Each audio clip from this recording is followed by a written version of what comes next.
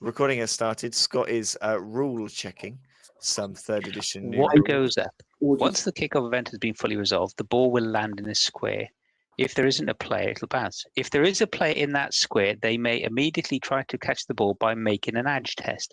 If the test is passed, they will immediately gain. So there is no, unless we've missed it, there is no -1 I don't on a think there is. kickoff.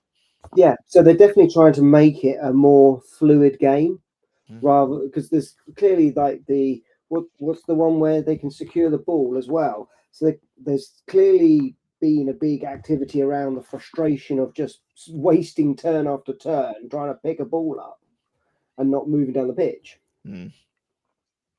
As you can tell, second week in a row, we're talking about something vaguely about third edition, but I guess we do a Blood Bowl podcast. So if our episodes weren't heavily focused on third edition for at least a couple of weeks, we'd probably be doing something wrong. I've just scratched my book. How have you done that? I've just dragged it across the laptop. Sorry. What's on your laptop that's spiky? It's a Mac, so it's got spiky bits on the front. What? Dirty, you filthy, dirty Mac boy. Oh dear. Oh well, let's dive in then. Here we go. Play the intro.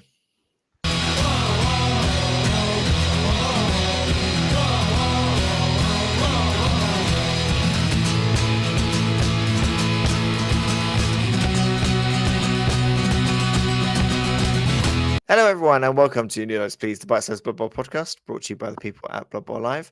My name is Chris. Joining me, as always, Mr. Scott Bryant. Scott, what is your favourite thing that at some point has changed?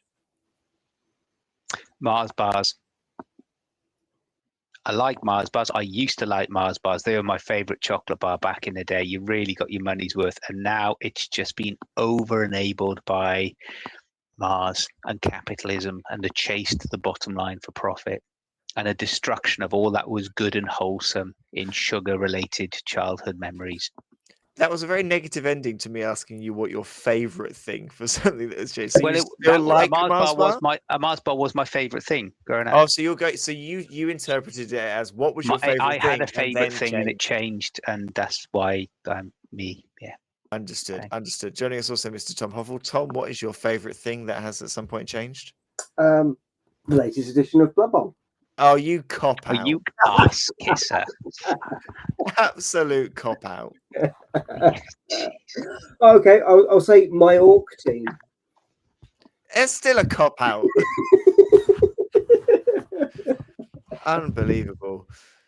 What is my favorite thing that at some point has changed? I was a big fan of have always been a big fan of Pokemon games, and then there was a point where there was kind of the first and second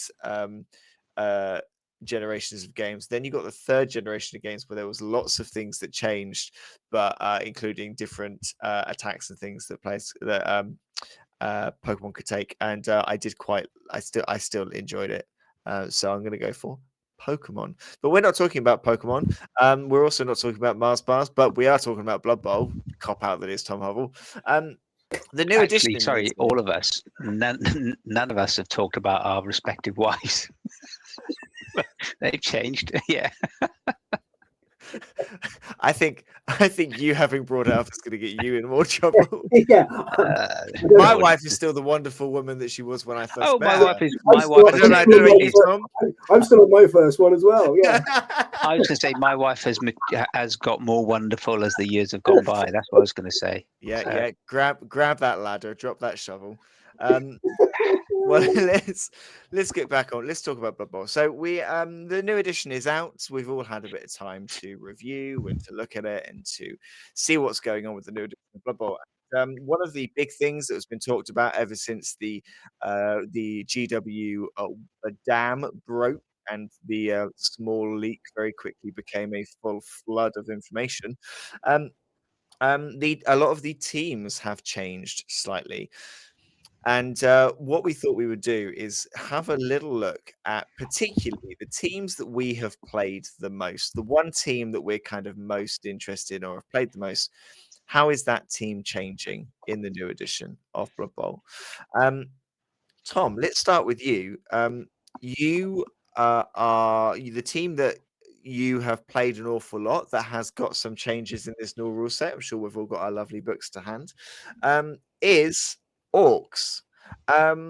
What are the Orc changes, Tom, and how are you feeling about them? So there's two big areas really. So first of all, you're now down 2 blitzers and down 2 big uns. So that's a bit of an unfortunate. So rather than so we're now only got 2 big uns and 2 blitzers. But the blitzers have actually got break tackle. So now they're dodging out on a 2 rather than a 3. And the big uns have actually now got mighty blow and taunt as well as thick skull and unsteady. So they've both kind of had quite a lot of changes to them.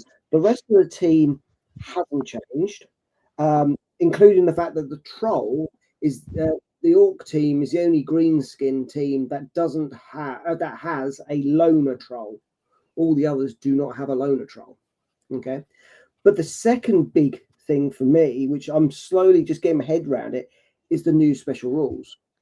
Yes, So this is what I was going to say because you've got those changes, and then both Brawling Brutes and Team Captain are quite nice starting positions to be in for a punchy team.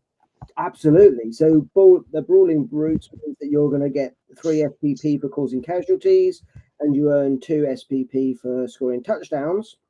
And the Team Captain is when you're drafting a team, you nominate a player, with the exception of a big guy, and they get the pro skill for no additional cost. But also, this is the thing with the team captain rule that I think is because a few people have said about steady footing and kind of you have to roll a 6 for it to work. While your team captain is on the pitch, whenever you use a team reroll, you may roll a d6. On a roll of a natural 6, the team reroll is free. Oh, no. That's insane. Yeah. That is absolutely insane. I'm just looking through because I don't see very many teams that have this team captain apart from Humans and Orcs, but Humans and just the Orcs. 2. just the 2. Not even Yeah. Okay. Yeah. Yeah. Interesting. So how are you feeling then, Tom, about this change? Do you think because losing the blitzes and losing the 2 blitzes and the 2 blockers obviously is unfortunate, but they've tried to balance that out with the skills. Have they got better? Do you feel like they're worse? Do you feel like it changes kind of your mindset when you pick them up? Like where do you sit? Yeah, I do think so. I think a lot of people are going to start skilling up linemen to become those 3rd and 4th blitzers, for example. I think they'll definitely they'll try and get linemen with block on them as quickly as possible. It's a shame that the troll has still got loner. As I say, it's the only team that has loner. But then again, it has got those extra in it. It's going to be a bit of a strange one, really, because it will be a team that seems to want to actually pick the ball and move quickly than it did before. Things like the break tackle means you can get out of sticky situations quicker. You might no doubt see people starting using the Goblin Lineman because actually the Goblin Lineman now has a passing of a 3+. I know that's laughable for Scott with his elves, but that's quite good for other teams for quick passing. So, and also, again, big change, there's no animosity within this team. So that's probably the biggest thing, because some of the time when I played with Orcs and also against Orcs, people forgot about animosity, and the animosity in season 2 it wasn't just all teammates; it was different people. So, for example, animosity for big and blockers in last season was against other big and blockers. The thrower had animosity on all teammates. The blitzers had animosity on all teammates, but the linemen had animosity to Orc linemen. So it was getting quite confusing. So I like how they've got rid of that to simplify it. I think like something as well. I believe, and someone corrects me if I am wrong, that in the previous rules you could either pass or throw teammate. Now I believe you can do both. I don't think it's one or the other. Which I think for this team, you've got Goblin linemen who can take agility skills, so could take diving catch or catch. You've got 2 positionals with pass and sure hands, which is as good as, but also that armor 9. That's as good as kind of humans and anything like that. So you do now have some quite interesting plays you can do here. Picking up the ball, handing it off to a thrower, throwing a teammate goblin down the pitch, throwing the ball to that goblin teammate at some point. It feels like they have become a lot more mobile than they were before, which I think is really good because they were always mainly edge 3. But you always just assumed that orcs can't dodge, orcs can't pass. But actually, passing on a 3-up with a reroll, catching on a 3-up, and dodging on 2-ups now, they're now quite an agile team, which I think is really interesting for anyone who's a big orc fan.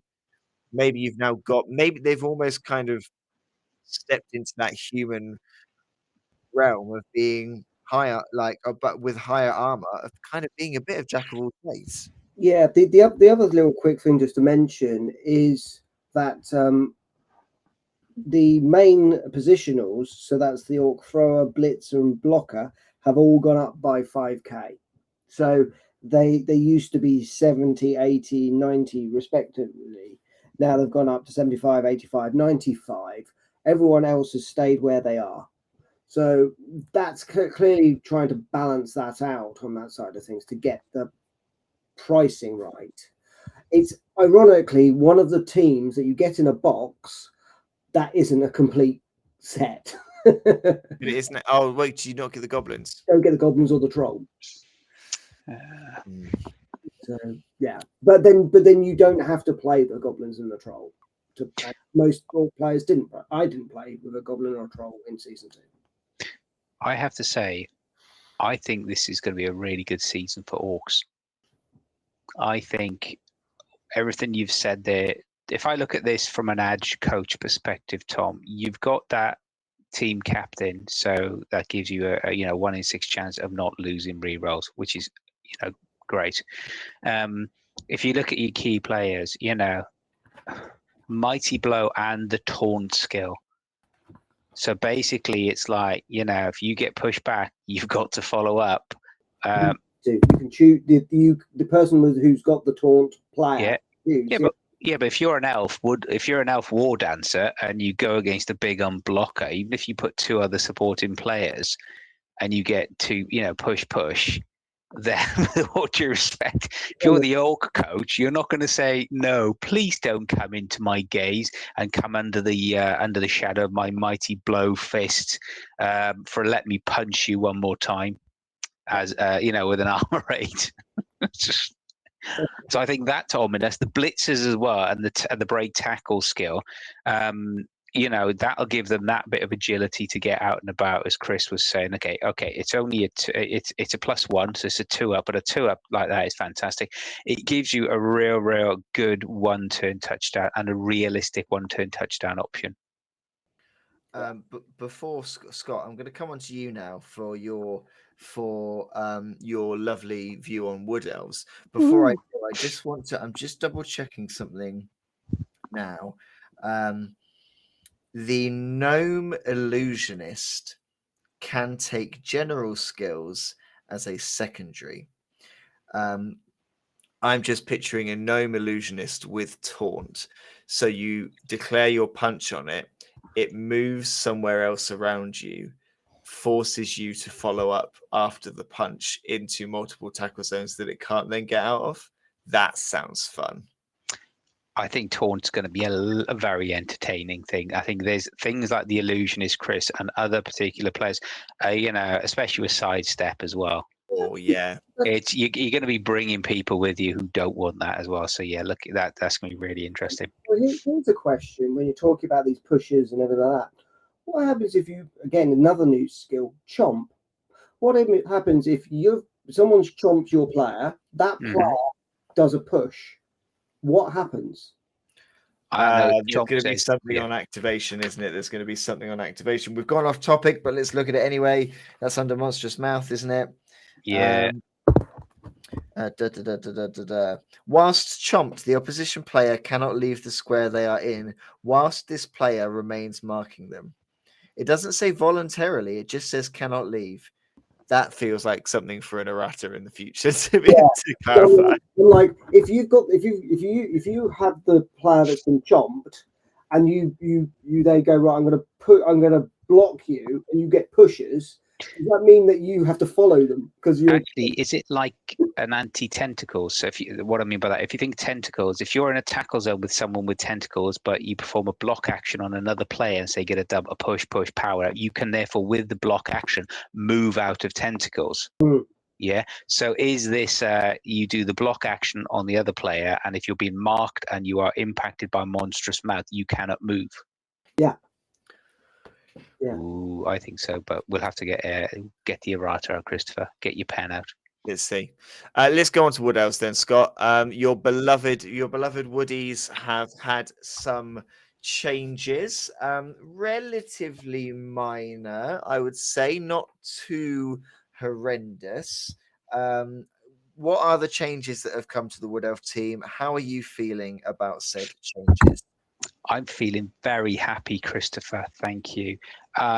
First of all, they, in terms of the leagues, they are now Woodland League, which is obviously A, law appropriate, but B, opens up a few more options in terms of big guys, in terms of star players as well. So that's not too bad. Nothing to worry about. You know, you can think about, you can drop in someone like Rodney Roachbait if you want to get the ball a bit quicker for under someone's nose. There's always options and things like that, and he is relatively cheap. However, that's not to say that these guys won't pick up the ball quickly. So first things first, price-wise, yes, the good old beloved War Dancers have gone up to 130k. However, the Wood Elf linemen have gone down from 70 to 65k. So that, plus then the Wood Elf thrower dropping down to 85k. What does that mean? Well, what it means is now for a million build, it gives you more flexibility. So up until this point, a starting league build was very much 2 War Dancers, 9 linemen, and 2 rerolls. Or it was 1 War Dancer, 1 thrower, 9 linemen, and 3 rerolls. So you could do it like that. Or if you took a tree, then that's your own fault. But it does give you the option to start with the 2 War Dancers, with a catcher, with a thrower, with lineman, and with 2 rerolls, which is quite nice. So it gives you a good base to work off. In terms of the skills, War Dancers are just phenomenal as always. Block, dodge, leap, and then the usual edge in general on primary, passing and strength on secondary. That's fine. Wood Elf throwers, pass and safe pair of hands, so that's okay. You dodge it on a 2, you roll a 1, you fall on your ass. You can decide where the ball goes, so it's not a random scatter. So as long as there is a Wood Elf there, it still gives you a chance for recovery on your next activation, on the next turn. In addition to that, if you look at the throwers, they also have edge, general, and prime and passing in primary now. Prior to this, edge was a secondary skill for the throwers. Was it really? I believe it was. I need to check that because I'm just. That's dumb as hell. No. Edge was edge, a general, and passing were primary skills. Oh well, what do I know? Who cares? Oh, cool. So yeah, you can get dodge on them. That's fine. We can live with that. So you can get quickly up to dodge leader, and that's a good one. So yeah, nothing really changed. Happy. I think the throwing rules and the simplification of passing is going to be great for them. The Wood Elf linemen exactly as they were before, but the one thing is obviously the Wood Elf catcher. Yeah, they were a pain in the ass before. Movement 8. With catch and dodge, but now catch, dodge, and sprint out the box. So it's push, and that's a 1-turn touchdown. Thank you very much. Put sidestep on that little chap. Oh, that's lovely, isn't it? Really, that's going to be good. Look at, I see Tom thinking now. Do that as well. Better as well. What was that, mate? your passing has got better on your lineman catching. Yeah. It's gone from 4 to 3, so that 3 at passing, that's even better. So yeah, and the catcher and the war dancer, of course, now passing 3 rather than passing 4 up. If I'm going to play them, I still can't see a reason to get the tree. Not even for 5 up passing or 5 up edge. I'm sorry. Although 5 up edge with break tackle as a meme would be very funny indeed. To see a tree dodging out on a 2+ would be exceptionally funny. That would be good. So if I could get a treeman with break tackle and sprint, that would be ridiculously wonderful. So yeah, looking forward to that. Very happy with them. Give a bit more flexibility. Okay, they're armor 8, but then they've always been armor 8. So yeah, I think they're going to be very interesting to play. Looking forward to playing them actually. Do you think, because one thing that I had wondered with Wood Elves was, especially now we know about elite skills and how they affect things differently. I wonder whether a little bit, and I don't know whether you were concerned beforehand, whether Wood Elves have got away with kind of changes a little bit here, because the Wood Elves, the War Dancers are more expensive, but that's been offset by the reduction in linemen, so that's fine. Yeah, you've lost 2 catchers, but I don't think I ever saw anyone take a 4 catcher Wood Elf build anyway. Have they kind of, and looking at how good the War Dancers still are, the skills you get with them, how good the team is generally, and we know it is, have they kind of got away with it a little bit without being too changed? Because I felt like they were so known for having such good potential that I did wonder whether they were going to get burnt more than they have. I think they got away with it, Chris. I think GW and Nuffle have smiled upon the Wood Elves and thought, off you go, lads. And I think these extra few skills in terms of sprint and safe pair of hands, at first glance, yes, sprint is the money shot one there, but I think safe pair of hands will help in situations. And I think what it does, it gives a Wood Elves coach as well. I think it'll give them a little bit more of a boost when you think about the team development curve. You're not going to be there waiting to develop your team for 2, 3, 4 matches in a league whilst you try and get the SP and the skills up and all of that. And then, it takes one War Dancer and you're suddenly out of it. So I think it'll be good for Wood Elves. Am I thinking already of taking them again for season 10? So tempting. But there are a couple of others I'm thinking. But I'm looking for, spoiler alert, I will be playing them on the weekend as a million build. So I'm looking forward to seeing how they do there. That's what I was going to ask both of you with your teams. Are these teams more tournament or league or both for you? I think Orc are solid in both. Yeah, I think Wood Elves probably solid in both as well. Actually, to be fair, I think both have great potential. Wood Elves still have to a degree the issue of how expensive they are and how expensive that position is. It's not as bad, but it's still a thing.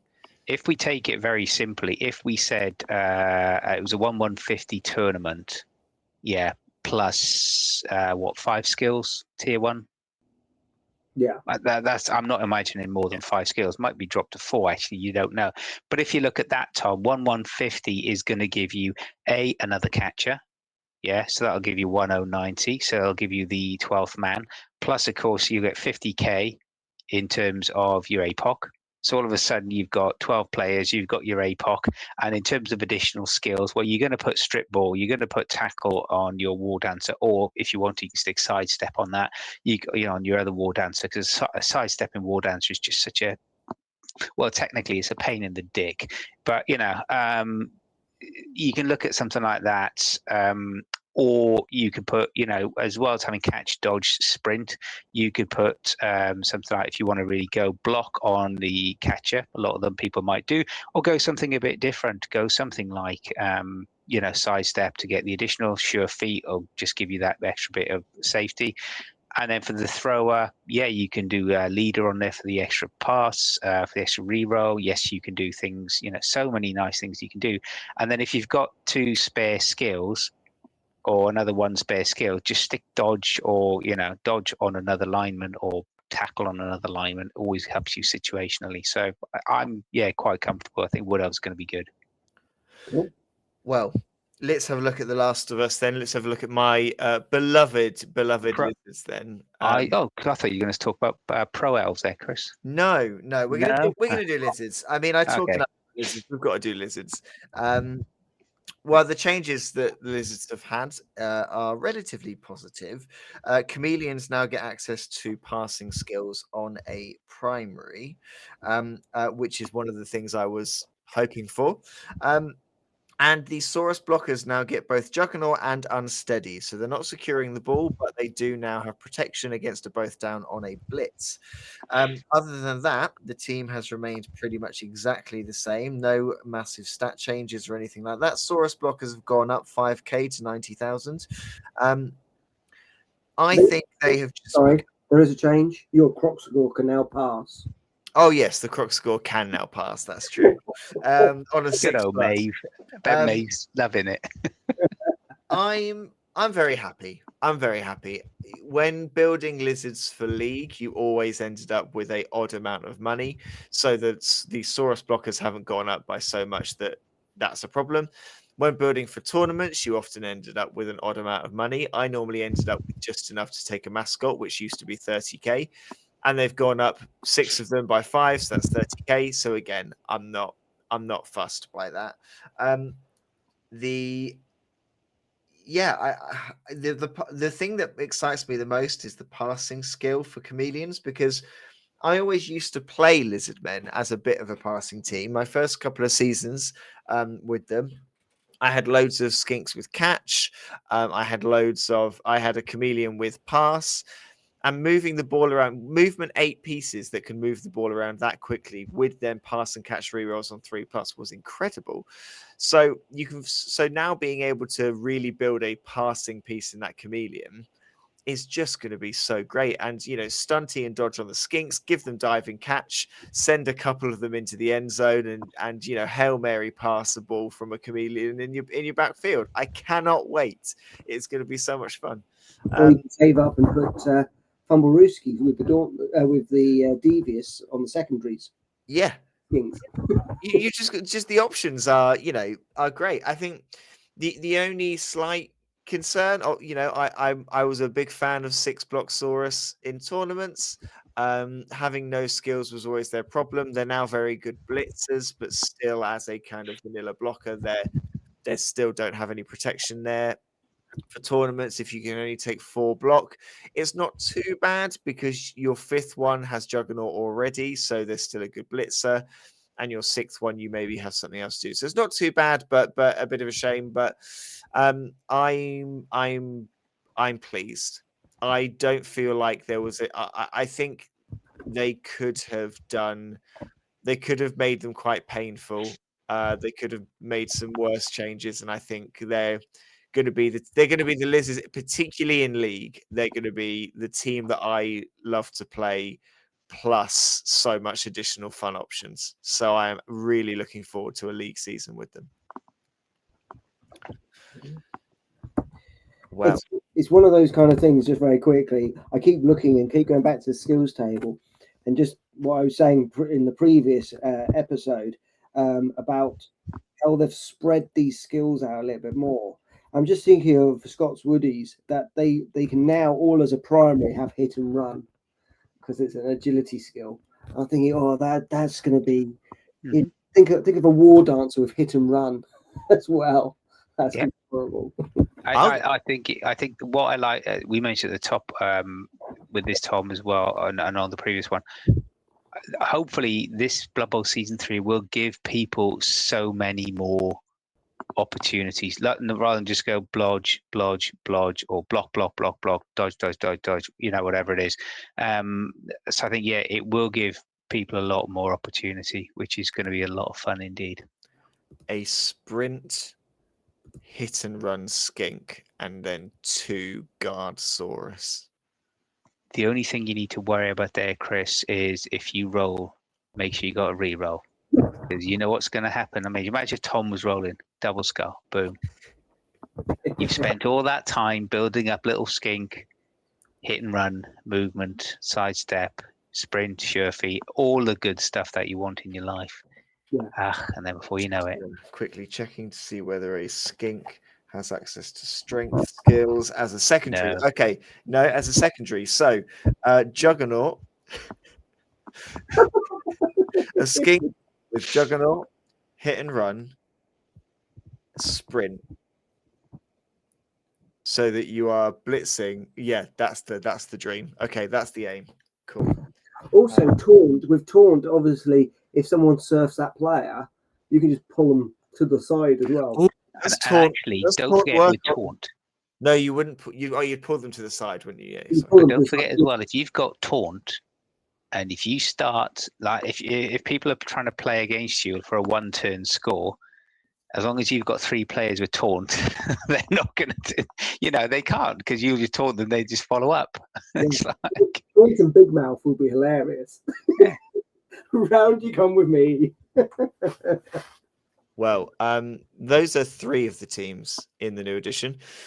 Get yourself a rule book or Google 3rd edition leaks, and you'll find the information on all of the teams. But what you can also do, as of last week, from when this is released, as of last Wednesday, we started releasing a new series called Team Talk, where we are looking at every single team in the game. We did a double release last week of Bretonians and Tomb Kings. Yesterday, I believe we released Elven Union. That came out yesterday. Next week, I believe it's Necromantic Horror, if my scheduling is right, even though at point of recording that has not actually been recorded yet. Necromantic Horror next week. So we're going to do every team. So come with us. We're not going to tell you the meta way to play them. We're not going to tell you how to be the best in the world at that team, but we will tell you a few key things to look out for and how to really enjoy them and what to expect. So have a look at those when they come out. If you have a particular team that you want to tell us about the changes and what you think of the changes, do you agree or disagree with our changes and our thoughts on the changes to Lizardmen, Wood Elves, and Orcs? Scott, if people want to tell us their thoughts, how do they get in touch? Christopher, if people want to tell us their thoughts, whether it is about one of the new teams, one of the old teams who have been upgraded, had a few tweaks, had a few amendments, if they want to tell us about a particularly fabulous coach they know, or if they just want to tell us why Mr. John Reader gains more, beauty and wondrousness every day of his existence upon and blesses us mere mortals who chase his tailcoat, drop us a note, newdiceplease@gmail.com. And Mr. Tom Hovell, if people want to start witnessing some more Blood Bowl Season 3 hot action, where can they go? Yeah, absolutely. So we are on YouTube under Blood Bowl Live and New Dice Please. And as Chris has said, we've got more stuff coming up in the future as well on those 2 channels. We've also can be on socials under New Dice Please on Instagram and Blue Sky. And don't forget as well, just before we do forget, if people want to give us any suggestions or nominations for which Bash teams we should all play at a tournament in the near future, as per a couple of weeks ago now, drop us a note, let us know which coach you would like to see with which particular Bash team. Yes, God help us all. At point of recording, because I didn't shout this out in the intro, at point of recording, we had raised, we had moved, I'll get the figures, here we are. We had moved 1,263 kilometers. We had raised 1,413. However, this is, thank you very much, everyone. However, this is being recorded about 2 weeks before it actually comes out. So we'll have done a lot more by that point. But keep an eye, like Tom said, on our YouTube channel because we are doing daily updates and we'll keep you updated on how we're getting on. And next week, we will tell you what our final amount of movement we did was and what our final total fundraising amount was. So thank you to everyone who's donated. Please continue to do so. Thank you very much. Maybe your hair will have grown back a bit in 2 weeks, Chris. Who knows? Or In maybe 2 it will weeks. look exactly as it did 2 weeks ago. It will look exactly the same because I have a promise to keep. Thank you very much, Scott. Thank you very much, Tom. Thank you, everyone, for listening and watching. We have been New Dice Please, and we will see you next time.